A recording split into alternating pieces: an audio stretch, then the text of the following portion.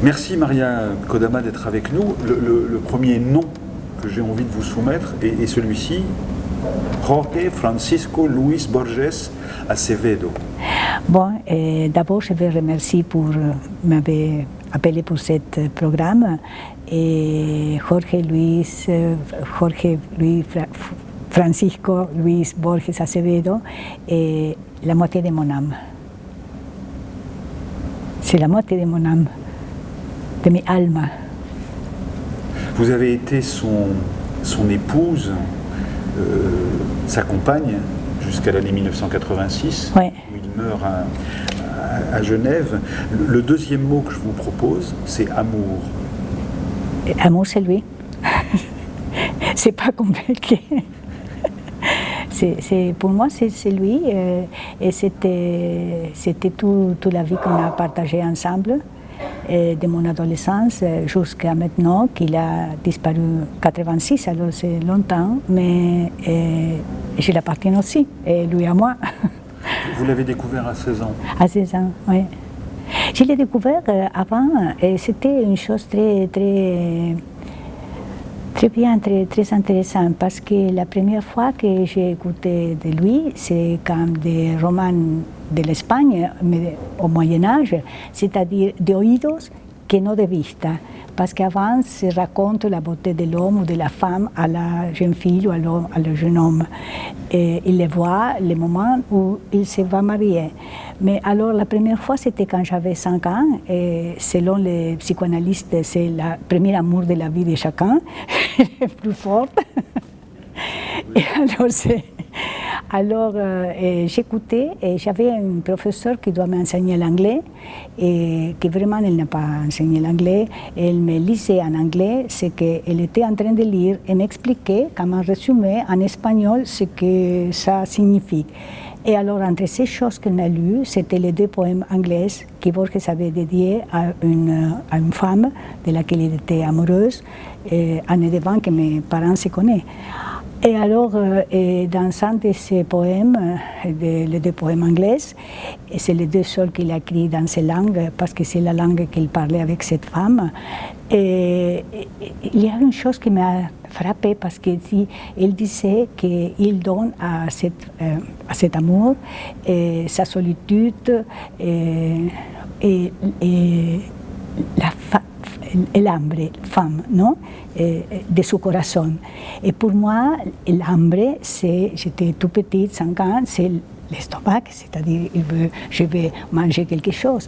Et je ne comprends pas ce que c'est l'hambre de mi corazon, l'âme de le cœur. Et alors le professeur me disait, bon, tu vas comprendre ça quand tu grandis, et la femme de le cœur, c'est l'hambre de mi corazon, et l'hambre del corazon, c'est l'amour. Et tu vas comprendre quand tu grandis. Alors ça, c'est la première fois que j'ai rencontré, et je ne savais pas qu'il était le poète, c'était comme ça, Lazare. Et alors c'était, oui. Mot suivant est rêve. Qu'est-ce que c'est pour moi le rêve?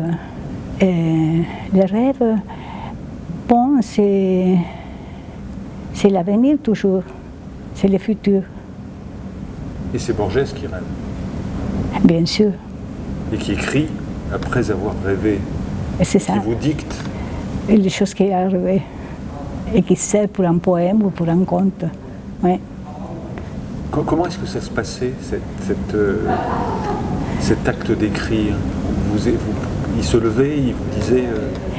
Oui, et il y a une chose que je veux raconter, parce qu'on a fini de faire le Biennale Borges Kafka. Un jour, on était aux États-Unis, et il se réveille, il me disait, je vais dicter quelque chose que j'ai rêvé. Alors, il me dicte un poème avec le titre en allemand, Ein Traum. Et alors, c'est un poème qui est Kafka, c'est le protagoniste, un très bref poème. Et alors, il corrigeait tout le temps.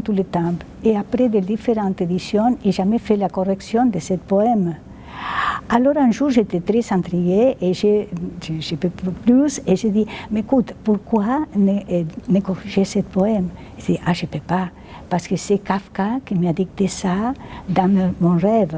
Alors, si Kafka revient et fait la correction, je ferai la correction. Sinon, je ne peux pas, parce que ça ne m'appartient pas. Donc il attendait que Kafka vienne lui parler dans ses rêves pour corriger les poèmes. Sur Kafka. C'est ça. Le mot suivant est cécité. Cécité, aveugle. Oui, aveugle. Il savait qu'il va devenir aveugle parce que c'est une maladie héréditaire de côté de son père.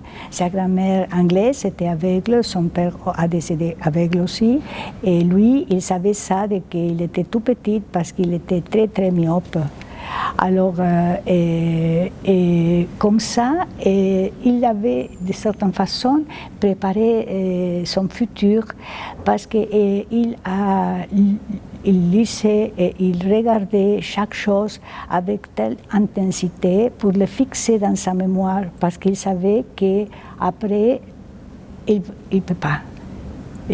C'est futur, c'est la cécité. Et alors, c'est incroyable comment est-ce qu'il lutte pour les mots justes. Parce qu'un jour, un monsieur l'a arrêté dans la rue, il a dit, maître, je suis tellement triste quand je pense que vous êtes, en espagnol je vais dire, non vidente. Et alors, Borges, avec une voix glaciale, répondre, mais pourquoi vous me quittez le don de voir? Vidente, c'est la personne qui peut voir le futur, les choses. Pourquoi me quittez-vous le don? Oui. Moi, je suis ciego, c'est-à-dire je ne peux pas voir. Et le nom pour, en espagnol, c'est ciego. Les personnes qui ne peuvent pas regarder. Alors, le nom exact pour ma problème, c'est que je suis ciego, pas non vidente. C'est une distorsion de la réalité, le dit le monsieur. Mais c'est vrai, parce qu'on fait tourner les mots et à la fin, l'essence des mots se perd. C'est une autre histoire, qu'il a la relation avec des autres choses. Bibliothèque. La bibliothèque, pour moi, c'est le plaisir. C'est le plaisir. Le plaisir. Oui, oui, oui. Plaisir. Plaisir, c'est ça. C'est le plaisir pour moi et pour lui aussi. Parce que je me souviens que j'ai la passion de lire. Et alors, quand j'étais tout petite, ma grand-mère me lisait, comme tout le monde, mais pas les choses pour un enfant, les choses qu'elle était en train de lire. Oui, elle me lisait beaucoup de poèmes de Petrarca, elle aimait Petrarca. Pétrarque. Oui, c'est Petrarque, c'est ça. Et alors, un jour, j'ai ouvert, parce que j'ai imaginé... L'ascension du Mont Ventoux. Oui, c'est ça. Et alors, dans ma tête, j'imaginais les choses qu'elle disait, je vois des choses avec l'imagination. Et tout d'un coup, j'ouvre les yeux, je vois que dans le livre, il n'y a pas aucune... Et alors, j'étais très petite parce que c'est logique, si c'est fermé, je ne peux pas voir si le livre a des uns ou pas. Et alors, j'ai dit, mais où sont les choses que je vois? Alors, elle m'a expliqué que c'est ma imagination et que quand j'apprends à lire, je peux avoir ça tous les jours, toute la journée. Et j'ai dit, mais ce livre, non, si tu apprends à lire, tu vas être... Toute la bibliothèque, c'est à toi. Alors, j'ai demandé pour Noël apprendre à lire. Et vous avez appris à lire? Ah oui. Et vous avez appris à lire, par exemple, le mot labyrinthe? Oui. Labyrinthe. Labyrinthe, j'adore le labyrinthe. C'est peut-être le mot qui symbolise le mieux l'œuvre de Borges. Mais bien sûr, le labyrinthe pour lui. Oui, c'est ça. Et pour lui, par exemple, le labyrinthe, c'est une espèce de métaphore de la vie de chacun. Parce que c'est vrai, tout le monde est dans un labyrinthe et la vie de tous est un labyrinthe à la fin. Et on cherche les centres parce qu'on pense que dans ces centres, on va trouver la joie, on va être heureuse. Et on perd dans le chemin tellement de choses pour aller au centre. Et ça, c'est peut-être la malédiction de le Minotaure. La malédiction de notre temps. Alors, pour le clin d'œil, le crâne de lapin et le petit tigre dans le soleil, c'est ainsi que ce sont deux expressions que vous utilisez pour parler de Borges. Oui, parce que le crâne de lapin, c'est parce que pour moi, il était, quand je l'ai fait sa découverte, quand je l'ai rencontré, et c'était quand dans Alice in Wonderland, le lapin, et c'était l'entrée dans un monde que je ne savais pas, que j'attendais de certaine façon. Et pour moi, c'était extraordinaire. Et alors, je le disais, parce que j'étais tout jeune, et je dis n'importe quoi. Et je dis, mais vous savez, parce qu'un jour, il m'a dit, mais moi, je ne suis pas beau. Et je dis, je ne sais pas si vous êtes beau ou pas, mais vous avez le crâne de lapin de lapin de Alice in Wonderland. Et il me disait, mais le lapin de Alice in Wonderland, c'est toujours fâché. Mais pourquoi? Alors il y a le lapin au pays d'Alice, au pays des merveilles chez Alice, mais oui. Il y a le tigre aussi. Et le tigre au soleil. Pourquoi est-ce que c'est un petit tigre? Et oui, un petit tigre au soleil. Parce qu'il était comme ça, il était, vous voyez, pas avec moi, mais il était très ironique. Et l'ironie en lui, c'est comme les griffes, c'est pour ça qu'il était tellement un personnage très controverti, parce qu'il disait les choses des fois ironiques et des fois un peu comme une griffe. Vous voyez, alors c'est très compliqué. L'ironie et les oui. Mais pour moi, il était comme un tigre parce que quand il est détendu, c'est comme un tigre ou un chat qui ça ressemble qu'il n'a pas d'os. Vous voyez, c'est complètement doux, souple. Et c'est lui, quand il était heureux, c'est détendu, c'est comme ça. Pour moi, c'était comme ça. Légion d'honneur. Ah, ça c'est une chose qu'il aimait très bien. Pour lui, c'était une gloire. Il aimait très bien la gloire. C'était, oui, la gloire. Oui. Il aimait la gloire? Non, il n'aimait pas la gloire, mais c'est des choses qui sont ressenties dans certains moments. Et qu'est-ce que c'est la gloire? Même si après, au moment, et après, non, parce qu'il était un être très timide et aussi très, comment est-ce que je dis, je peux dire en français, pas qui se montre, non? Mais modeste, c'est ça. Modeste. Modeste. Ouais. Genève. Genève, pour lui, c'est la jeunesse et la découverte de la façon dans laquelle on était traité les réfugiés de la Première Guerre mondiale. Et ça l'a marqué pour toujours. Elle disait, le dernier livre qu'il a écrit, Les Conjurés, et les poèmes en prose qui donnent le nom à ce livre, c'est à cause de ça qu'il a ressenti toujours à Genève. C'est-à-dire, c'est un pays que pour la raison et la volonté est un pays, mais il est formé par différentes langues, personnes qui appartiennent à différentes langues et surtout à différentes religions. Mais quand même, ils sont par la raison fait un pays. La raison qui fait nation. Et c'est ça. Et surtout, comme il disait, personne ne connaît le nom de les présidents. Oui, c'est ça. Et alors, il disait dans ces pages qu'il sache qu'il désire ça pour l'humanité et qu'il sache que ça, c'est impossible, mais peut peut être prophétique. Il y a deux mots en plus qui s'opposent parce qu'il aimait l'un pas l'autre, tango et milonga. Ah oui, mais la chose c'est que quand il était tout petit, il avait vu danser les tangos qui se dansaient entre les hommes. Et, comme les mains comme ça, et c'est pas une danse pour les femmes, parce que même une femme prostitute, elle ne fait pas passer ça. Oui, parce que même s'il est, elle est. C'est un truc de mec. Oui, c'est ça. Et alors, c'est pas parce que c'est quelque chose de lascive, même pour une femme qui. Très lascif, oui.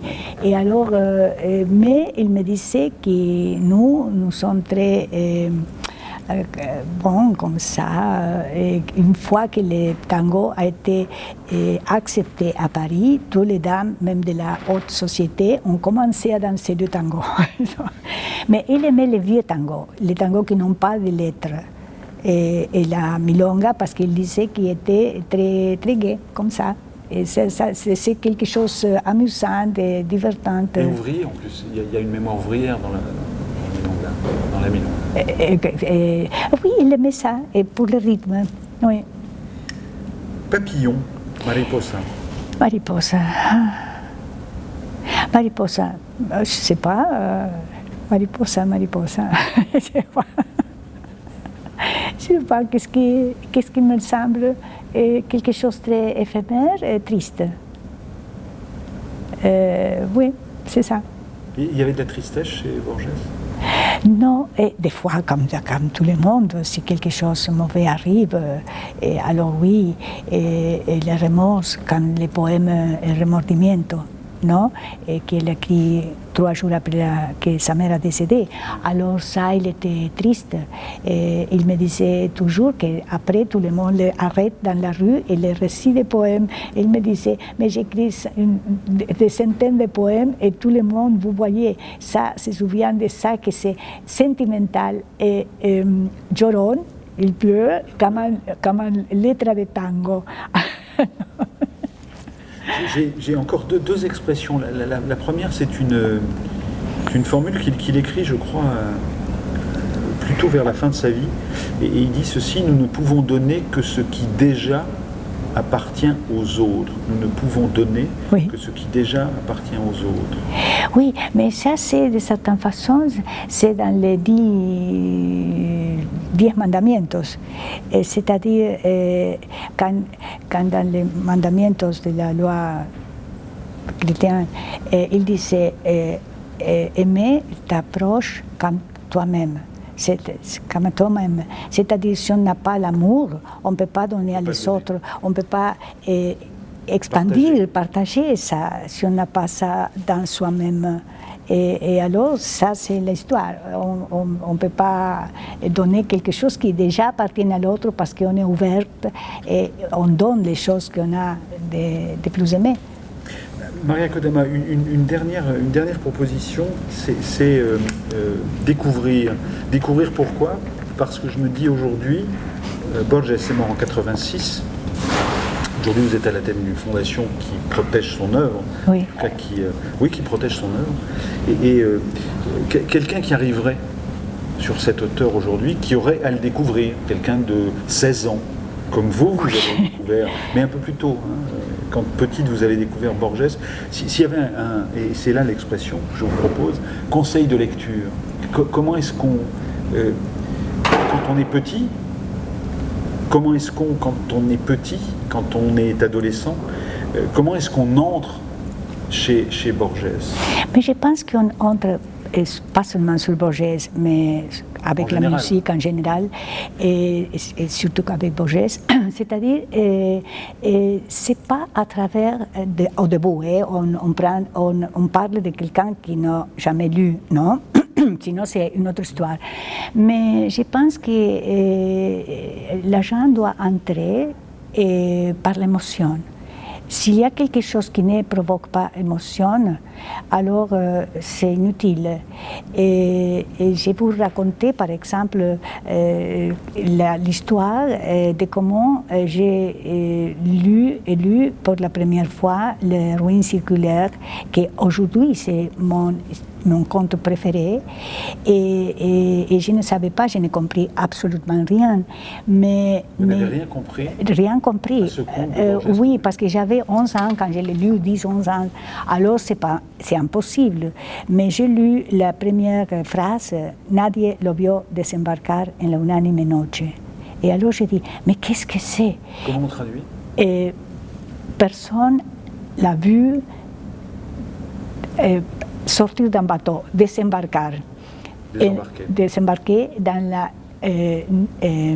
nuit unanime. Unanime, c'est débarquer dans la nuit unanime. Alors je dis, mais qu'est-ce que c'est ça, qu'est-ce que ça signifie? Et j'ai lu tout et je ne comprends rien. Mais j'ai senti la... Personne ne l'avait débarqué dans la nuit anonyme. C'est ça, c'est ça. Et alors on a... Bon, et j'étais ravie pour toute l'émotion, la sensation que ces choses que je ne comprends intellectuellement, je sente.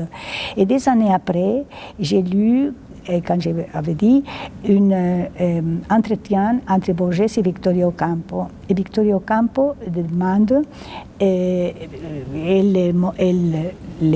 raconte les photos, il y a des photos, et alors il dit à quelle chose appartient chaque photo. Et alors il disait, bon, si le jardin est dans la droite et l'autre, l'escalier à gauche, c'est la maison de la calle Anchorena, en Buenos Aires, et dans laquelle, oui, dans laquelle j'ai écrit le conte Les ruines circulaires. Jamais, avant ou après, j'ai vécu la création d'un conte avec l'intensité avec laquelle j'écris ces contes. Tout le monde était imaginaire pour moi, la bibliothèque, les amis, les dîners.